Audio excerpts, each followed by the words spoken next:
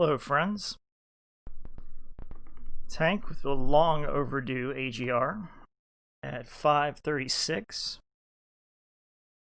And it's been long overdue because I've been trying to manage more than one project. This is really in response that most inspired me early today to Ackerman's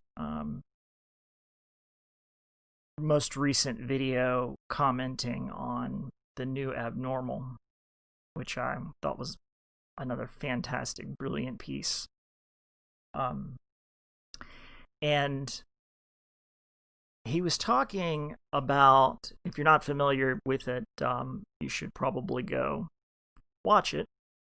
But he's talking about the CBC, and they're bringing up, well, there are only two narratives that exist at present. Either the COVID invisible mystery bullshit, everybody's in a plastic box bubble nonsense, or I'm hard pressed at the moment to even remember what other narrative they're pushing at the moment. But he had listed another one, and truly it does escape me. But apparently they had put something on about, essentially 800,000 children going missing a year and so forth. So I'm going to link it together, but I just wanted to bring you to the point that had inspired me to begin with, to put yet another AGR on. And I think firstly, I'm going to drink. Okay. I'll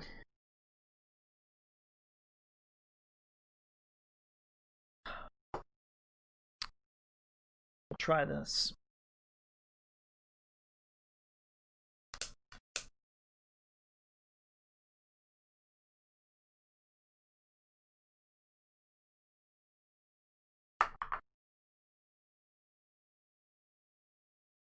Now, I'll take just a moment, and you know how it is with an AGR. The AGR, it's to share something of myself with you. I'm not quite as polished as Mr. Cat Eye is, or I don't necessarily always like to get immediately to the point. This is one thing that had irritated me a little bit about Reg's videos, or not Reg, he does these, he does analysis on many different things as he perceives it. And while at many times I disagree with his perception, he always has this way of kind of introducing a video about, this is what's going on, with me, and, this is what's going on, or whatever. And I'm like, I'm too fucking busy. I'm too fucking busy to hear about how your day went or what the fuck's going on in your life. None of that shit's important. Get to the analysis. I'm going to go 2 minutes ahead in the video and see if I can find anything of use. Too damn impatient to hear about your fucking day. How great your boat is, or how things are going in your neighborhood. I'm too damn busy for any kind of formality of hello. The fucking internet. Get to the point. We're all too damn busy. And truthfully, we are all busy. And today, early this morning, I admit, I was so frustrated, I was almost in tears, because I had realized that I was trying to balance, I become overwhelmed at times trying to balance major projects. Each one of them possesses a creative spirit. And the thing about the creative spirit, or systems that are exceptionally complex, unless you're a genius, you will lose yourself in the complexity of the thing that you're trying to achieve. So it's like if you're wood carving, it's very difficult to break from the patterns that you're trying to build in wood carving,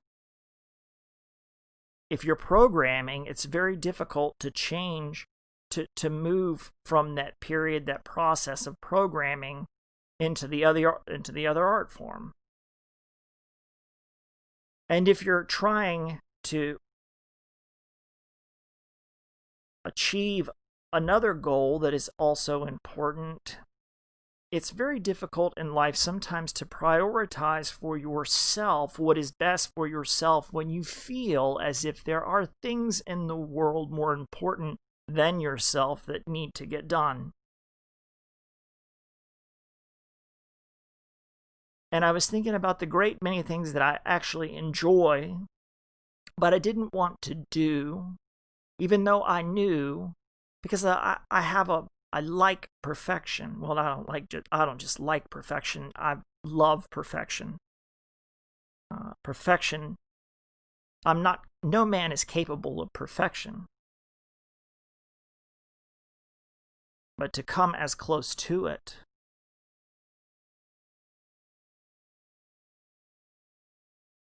So, when you're in the process of crafting something,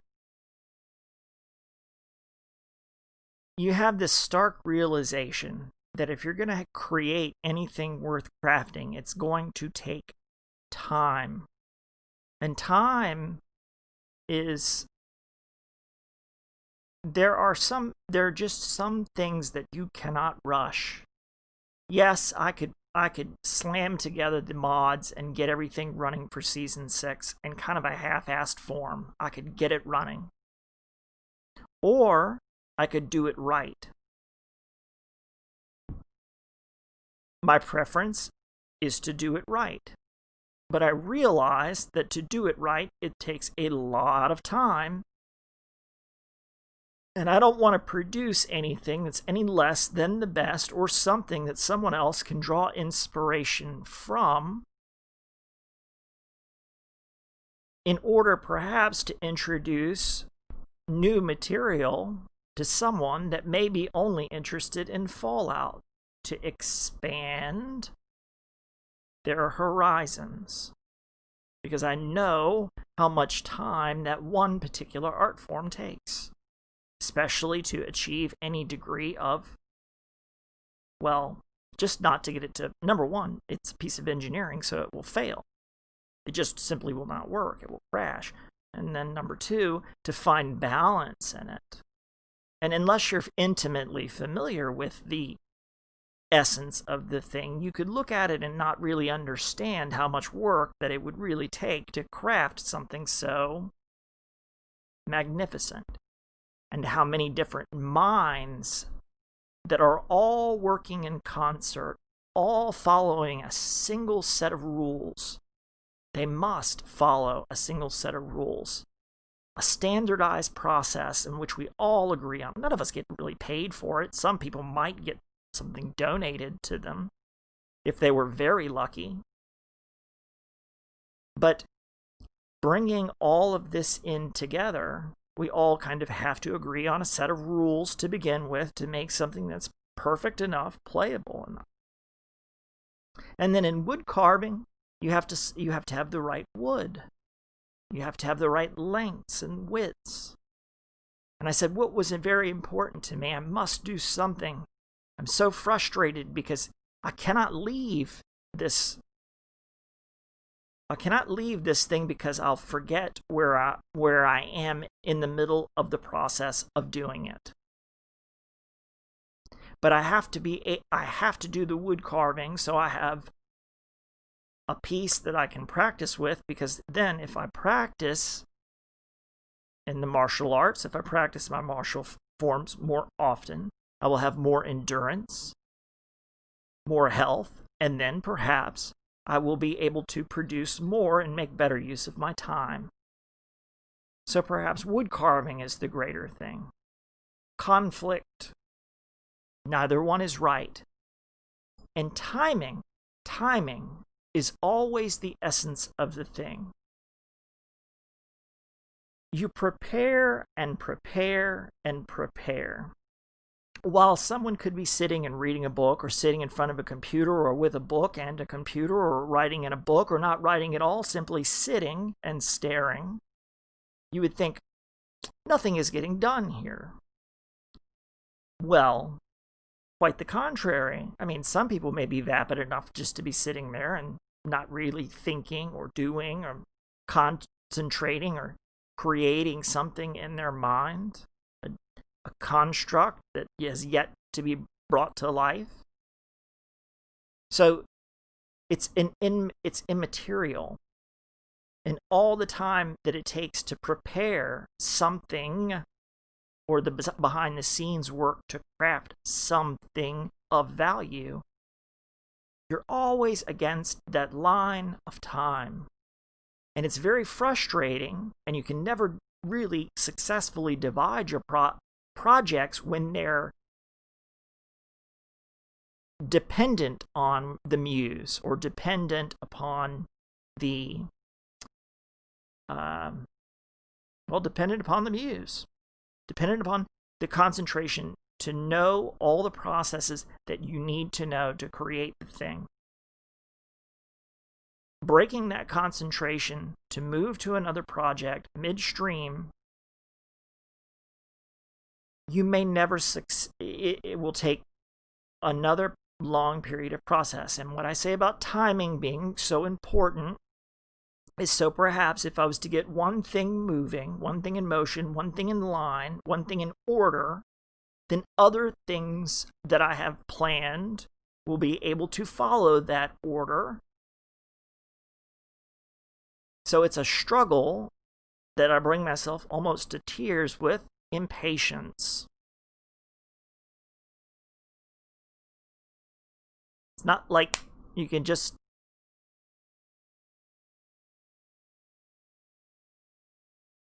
especially when you're working constructively, creatively, on your own, no team.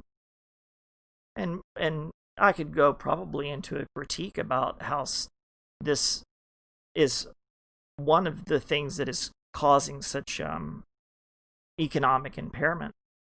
For all the things that I have to do that are quite valuable, extremely valuable in what they could bring in value to even be sold on the market, if anybody had money, or money was something comprehensible. I mean, as it stands now, it's simply incomprehensible. All people ever do is sit around and talk about money, or what money system they're going to go to, or how they can have money make money. And to me, they just stare at the fucking screens. And these are the people that I wonder about. Are they really doing anything? Are they really crafting anything, creating anything, constructing anything? Oh, but they're fully focused on making money, make money, and well, they get more fucking money to buy what? Something that probably a craftsman has taken time to craft. And that is what takes time. And so you wish, I wish I had help. I wish I had, someone to train in a few different things that I need to have done. But it wouldn't be for me. It wouldn't be like giving a gift. What am I gifting it to myself? It's not a profit-based motive. There's something else that is I'm trying to achieve. So, just in saying hello, I'm sure I've meandered a bit already to a point, off the point. That's just what was on my mind. I have struggled to find even the proper peace that I wished to have, but maybe that was the nature, I never get too terribly upset with the nature of the thing. Look how fast that was.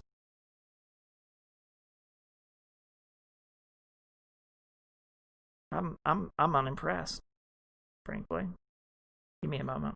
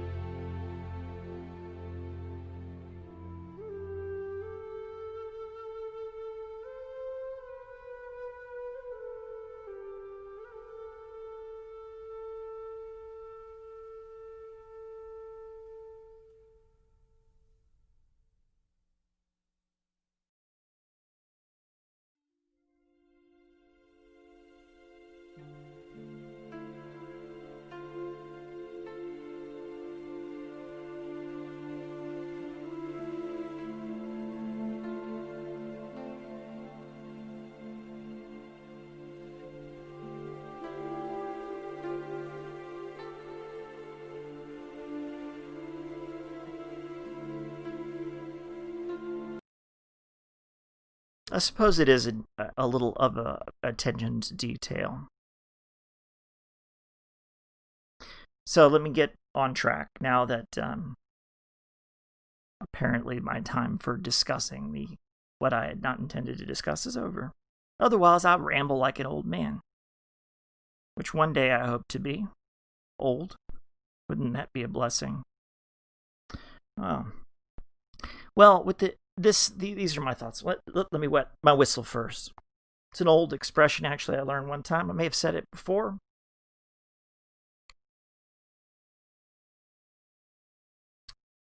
First time I ever had a drink of a beer, coming off a fishing boat late in the afternoon. My grandfather and a few of the other men, most of them older, but some of them younger than he, had already gotten the boat out of the water, and towards the closing of the day, that you would clean the boat when it was out of the water. And they, at that time, when the fishing was over and you're cleaning the boat, spraying off the undersides, you don't have to worry too much about the hazards of the water or whatever. I mean, you can't really start drinking early in the day. Something might be overlooked and it would be dangerous. You don't want to be driving around with some drunk-ass captain. No. But by the end of the day, yes, the beer was acceptable. And I had said to them, let me get a little something to wet the whistle. And I was not a man. Yes, I was a boy. Fully a boy.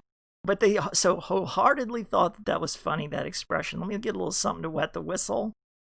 They gave me a sip of this beer, and it was the most repulsive thing that I had ever tasted in my entire life. And I spat it out, and I was amazed that anybody could come along in life and drink such a thing.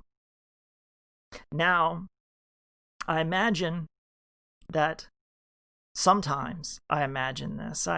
This is partially a dream, partially imagination, where there is a room, well, not really a room, more like, you would say,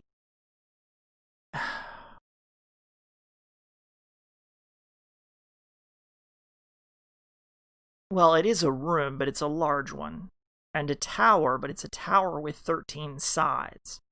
Not a particularly high tower, but it does have a roof shape, I suppose, not too terribly dissimilar from the lanterns that you see here, except it has 13 sides. The 13th side has a portal that has no door, but along the face, or the interior face, of each angle is a different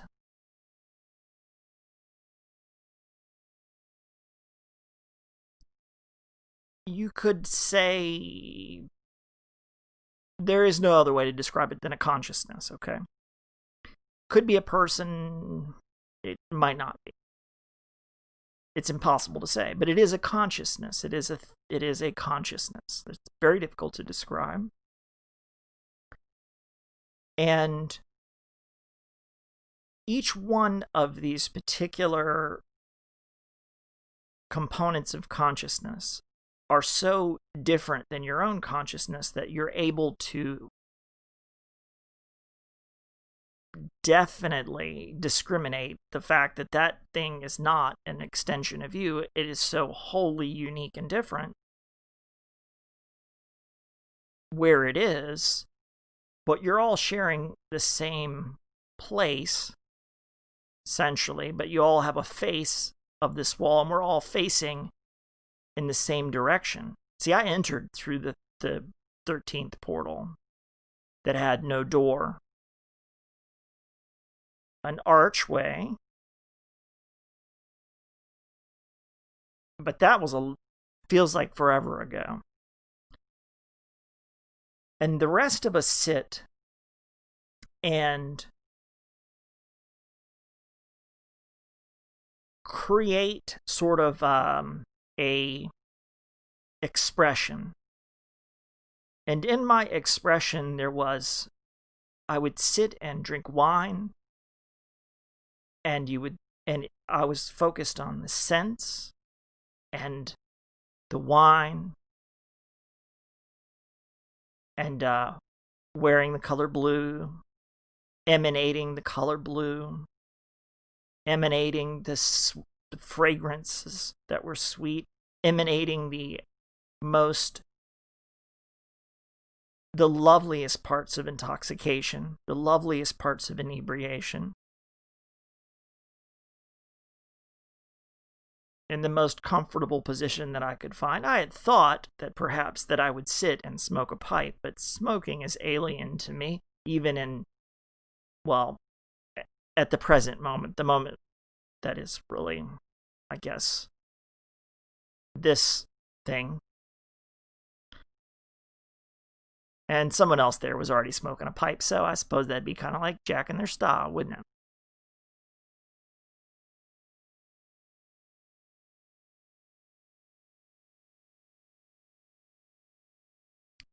But to hold that concentration of emanation of these different sensations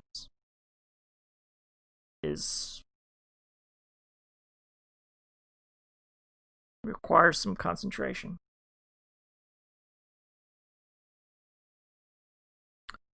Now, come on, I will address this whole thing about Ackerman's video.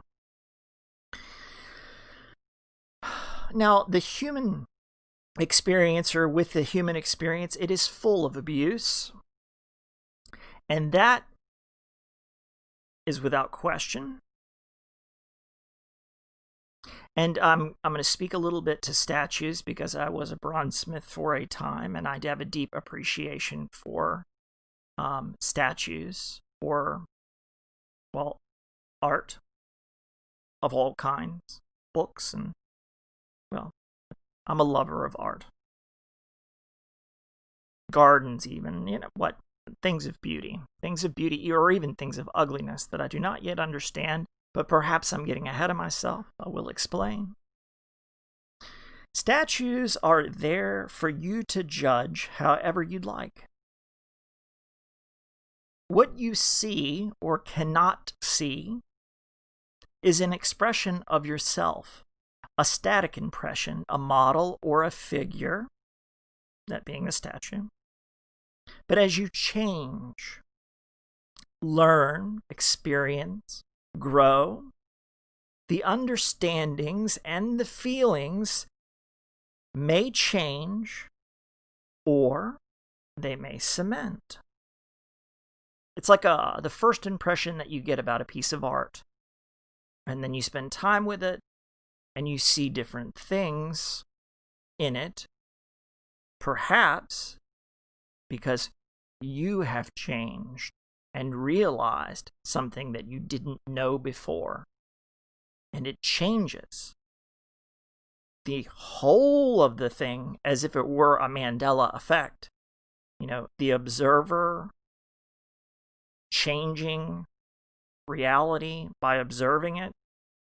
Well, when you incorporate the essence of what you have learned, experienced, that changes the essence of the fixed objects that you will meditate on and perceive, granting either a new understanding or cementing what your first impression was. When I was a child, I spake as a child. So, now the wonderful thing about art is that it changes as you change. See, I already get ahead of myself. Now, the point that was most important to this, one that I think that we can relate to, because it is a great part of our culture, a figure of our Lord Jesus Christ cannot teach you veneration for our Lord Jesus Christ. When I was a child, I saw a dead man nailed to a crucifix with a crown of thorns on his head, bleeding. A dead man nailed to a cross. How macabre. It was a gruesome image, and as a child, I thought, this must be a place of death. This must be a place where they worship death. What a gruesome thing.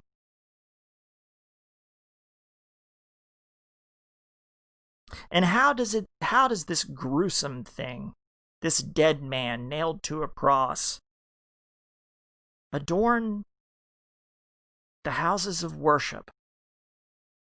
There must be something wrong here.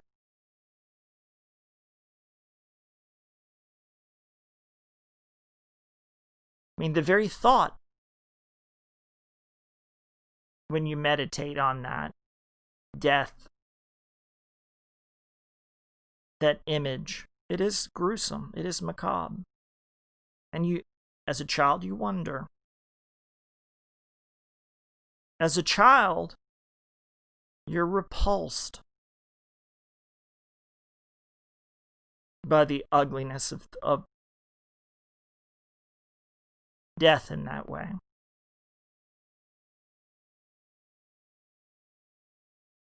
But it has taken me nearly 35 years. But as time goes by, I'm not necessarily sure about how many years it's been or when it started, when I started to realize or have realizations. I know that it has happened, but I didn't know. I cannot remember exactly now, like it was your birthday or something and you could remember when.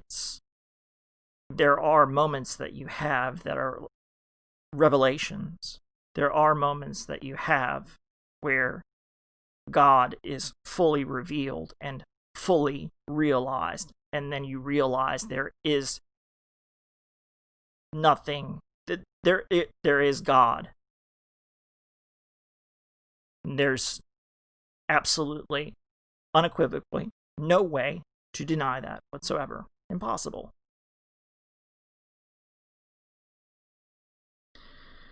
So 35 years, that's where I put it, about 35 years to begin to understand, but maybe I'm 35 now. Like someone the other day had commented that they were turning 99 or something. I can't even tell sometimes if it's Friday or it's Sunday or it's Monday or Tuesday, much less count the years that it's been since I've been born.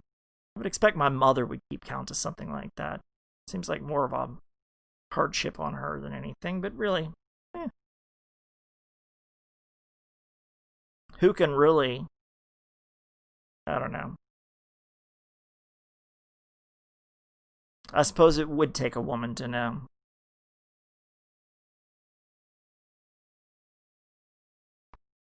And I'm going to meander away from the point to find another point, but I will get back to the whole of this thing, if you can follow me. But I want to point out, I would like very much to point out, that the differences in the genders are so great that even though we share, like, many things in common, there are many things that are alien to us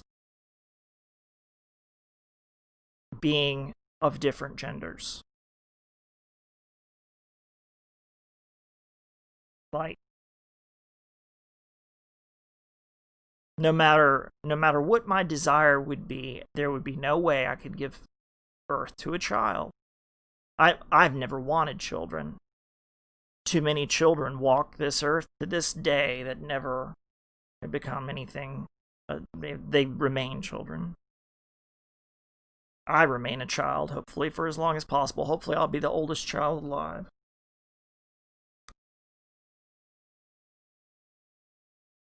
Either that or I was born an old man. I can't figure out which.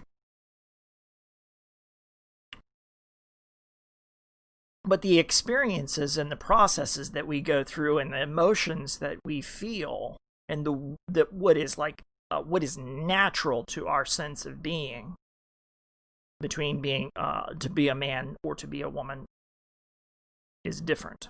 We can share the same language. We can share emotions that we can only describe, perhaps. We can communicate in a certain sense. There's a whole nother aspect, I suppose, on a whole nother day that I could get to about this particular thing. But let me stay on topic. And if it has intrigued you, then perhaps, maybe, I will elucidate. Which is kind of funny because, well, not funny, not really funny at all. It's only funny to somebody that would think that, geometry and horse's ass of whatever, a lucid sort of thing or whatever came along. Sit around and speak Latin like some jerk off. All right. So it has taken me nearly 35 years to begin to believe I have begun to understand the truth in suffering endured by the flesh, in spirit to challenge evil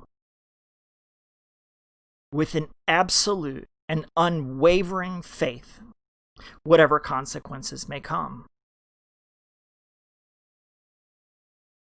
Chronologically speaking, Jesus gave his life before I even grew old enough to know him. So I'm going to speak a little bit about consequences while we're here.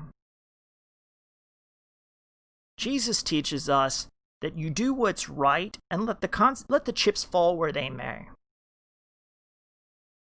If everybody did the best they could to do the right thing and let the chips fall where they may, the consequences will fall in line. Jesus told Peter that his death would glorify or be a glory or glorify God. And a man not too terribly long ago laughed and said, "They crucified Peter upside down." Well, we're still talking about Peter 2,000 years later. We're still talking about Jesus Christ 2,000 years later. And there is something more to this life that we not even hardly are aware of. While we're here in this life right now, much less aware of all the things that are beyond this life.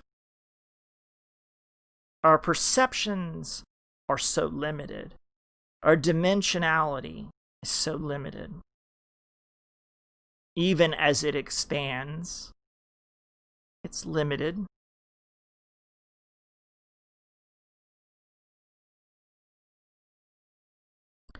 Peter probably did more for the faith, and this has been said. Peter did more to spread the faith than Jesus Christ himself.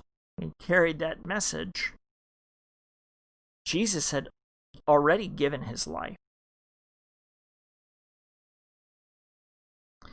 The hideous, macabre image of the reverence of death was not at all what I thought it was. When I look upon this image now, it represents the peaceful beauty of the perfectly innocent, willing to sacrifice all for the love of fellow man and ultimate faith in God. And this, as I had written this, I had not quite reached the portion of the piece where Ackerman had begun to comment on the crimes of the Catholic Church, speaking to the priests or the coalition of priests and coalition of government people or whoever the fuck do sick things to rob innocence.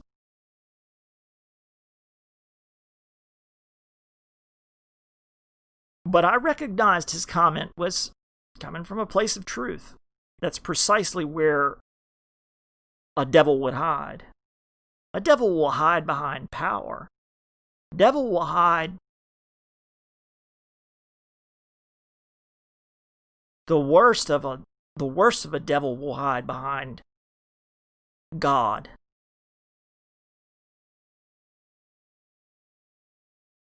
I don't even want to say it, think it, hardly even.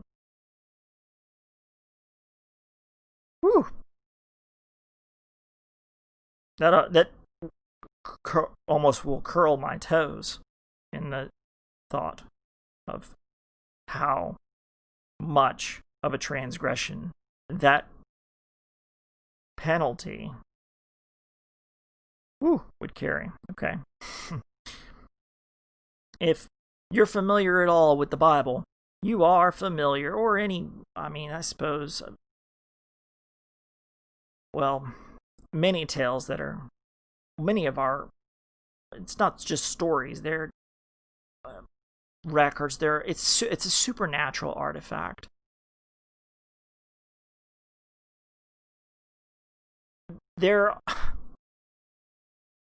But there's one thing that you can draw from a lot of these different supernatural artifacts that will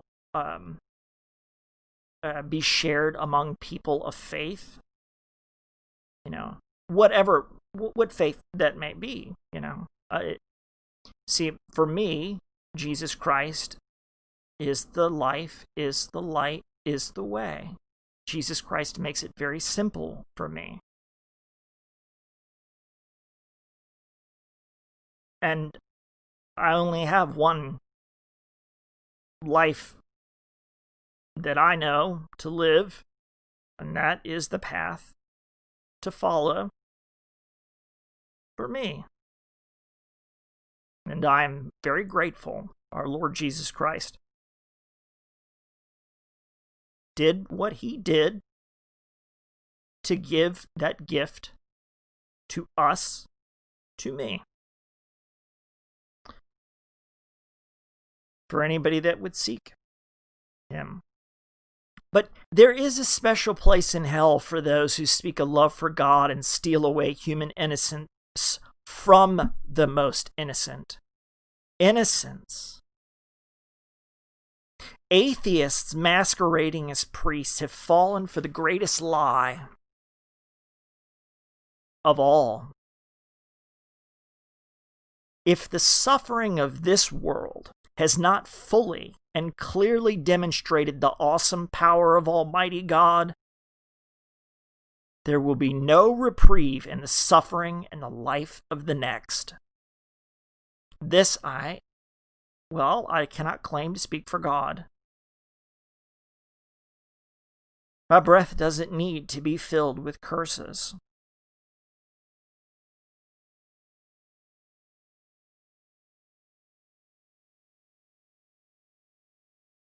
What I find to be intolerable, reprehensible,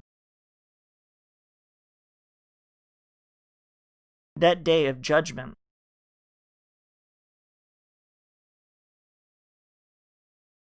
I shake my head sometimes because I'm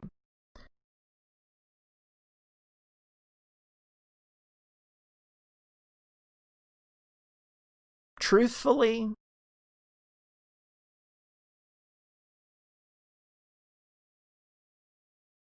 I love God and I fear God. So, if time is only one part of this illusion,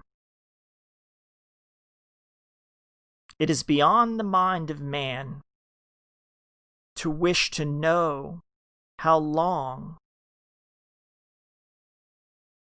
suffering the Most High God can make last.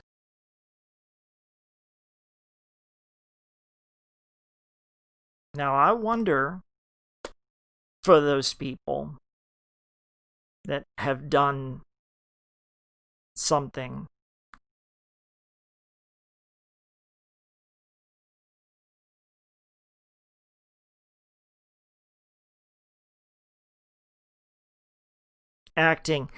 Ackerman had a very, very good point. I take this to heart. to be able to make that decision. You can have plenty of impulses in life. In fact, I myself admit to being a very impulsive creature.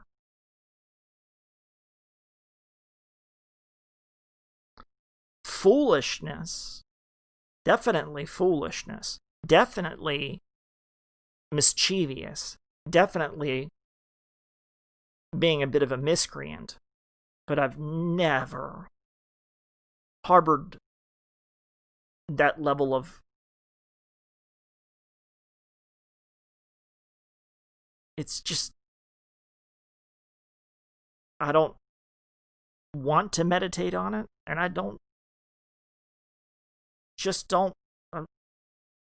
can not fathom it.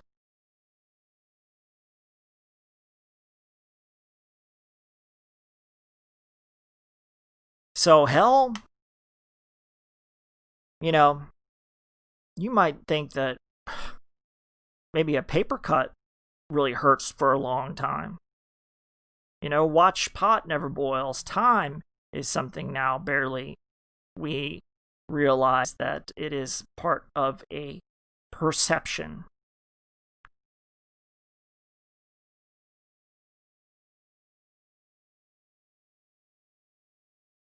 And for someone firstly to hide behind power, that's bad enough.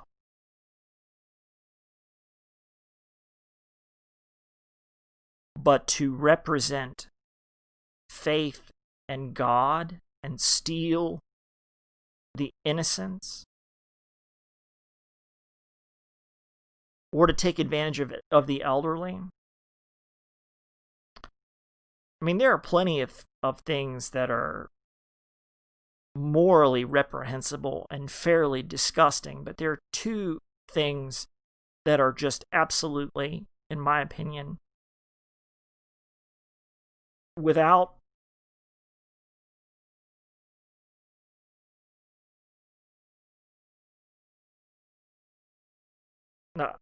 I don't know. They're just, I just know you're damn for them. And that's it. And that's to take advantage of a child, or to take advantage of the elderly. When you reach the twilight of your years and you are like a child, or to be a child, and to take advantage of either.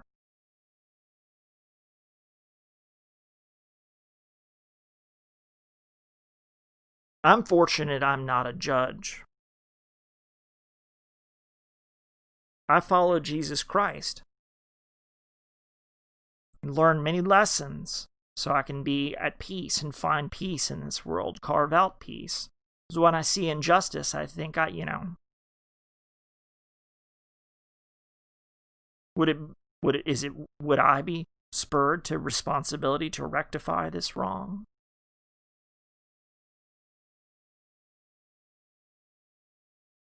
I assure you that as I sit, it is not to do nothing.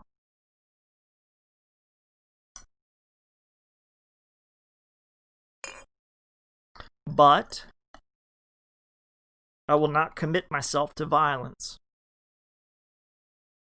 There are too many already. Jesus warns us of two things. One of them is man's love for warfare. He feels like he can correct an issue through bloodshed.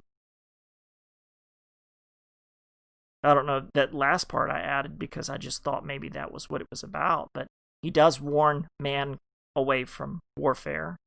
And he warns man away from another thing that we're very much attracted to. And I forget what it is because I've been so focused on not being pissed off and wanting to rectify a wrong with violence.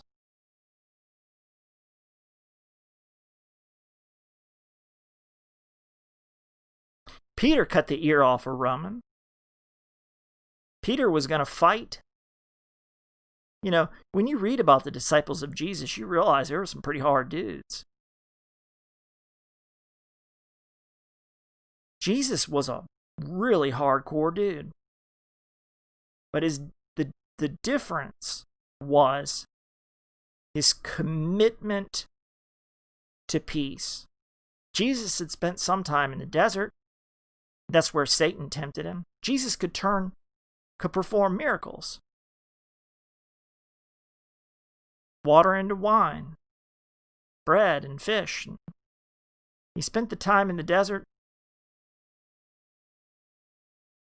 sort of like fasting, I suppose. And that's when Satan came to tempt him. Knowing that Jesus Christ was capable of performing miracles, Satan tempted him to perform those miracles for his own benefit. Jesus made it through the desert, emerged, not using any gift of God or any power for himself. And when it came time, he gave even more.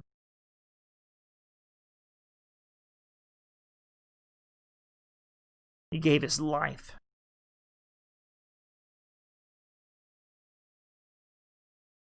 If we were all strong enough to hold any of the virtues that were so strong, to be as convicted as Christ, to hold those virtues that strongly, that's where it would begin. See, to go out and pop somebody in the back of the head doesn't change very much.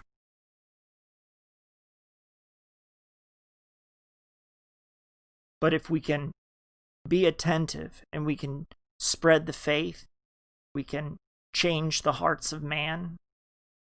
Even the military has told us this from their experiences.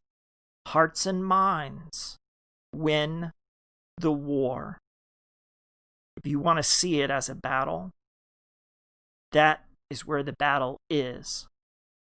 Now, an argument, yeah, you can blow somebody's brains out, and the argument's over because they're dead and you're not. But there's a whole lot of shit you got to answer for, and Christ teaches us the consequences will follow in this life or the next. It's been Hank, your pajama scholar. Catch you on the flip side.